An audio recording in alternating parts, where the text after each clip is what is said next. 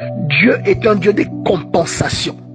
Ce que tu vois chez l'autre, qui fait toute la différence et tout son charme, que toi tu n'as pas, Dieu a placé quelque chose dans ta vie qui fera aussi ta différence et ta particularité que tu ne retrouveras pas chez l'autre.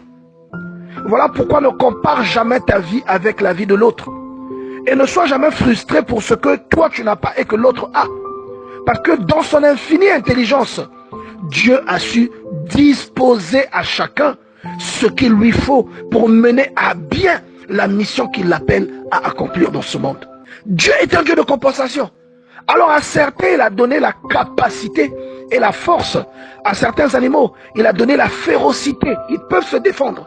Ils peuvent attraper des gibiers. Mais il ne leur a pas donné la même intelligence que la fourmi. Dieu est un Dieu de compensation. Personne ne vient sur cette terre vide. Tout le monde arrive sur cette terre équipé.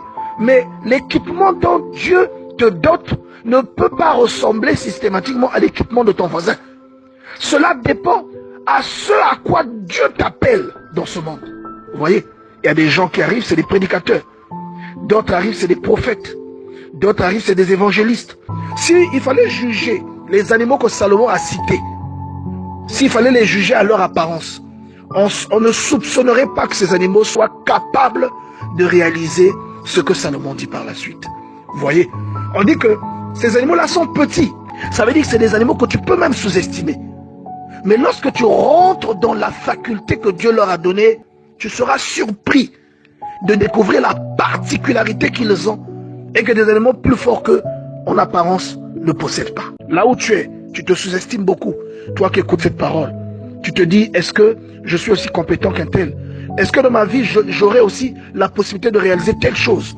Parce qu'aujourd'hui, tu ne vois pas encore ce que Dieu a placé en toi. Tu ne vois pas les signes qui sont dans ta vie. Le verset 26 te dit, les damans, peuple sans force, placent leur demeure dans les rochers. Vous savez que les rochers, c'est solide. D'accord? Eux, ils n'ont pas de force. Mais ils arrivent à placer leur demeure dans les rochers. Ce qu'on te dit que tu n'auras jamais, ce que quelqu'un dit que tu n'atteindras pas, Dieu sait qu'il a mis en toi la compétence nécessaire. Dieu sait qu'il a mis dans ta vie la puissance. Tu ne travailles pas dans une grande société, mais tu bâtiras plus que certaines personnes qui normalement, d'après la logique de ce monde, auraient dû bâtir. C'est la puissance de Dieu. Ne te fie pas à ce que tes yeux voient. Ne te fie pas à ce que l'on dit de toi que tu es. Fie-toi à ce que Dieu dit que tu es. Vous voyez, les démons n'ont pas de force, mais quand même, ils vivent dans des rochers. Ils placent leur demeure dans des rochers. Le lézard saisit avec les mains. Tu peux l'attraper facilement. Mais regardez la suite. Les lézards vivent dans les maisons des rois.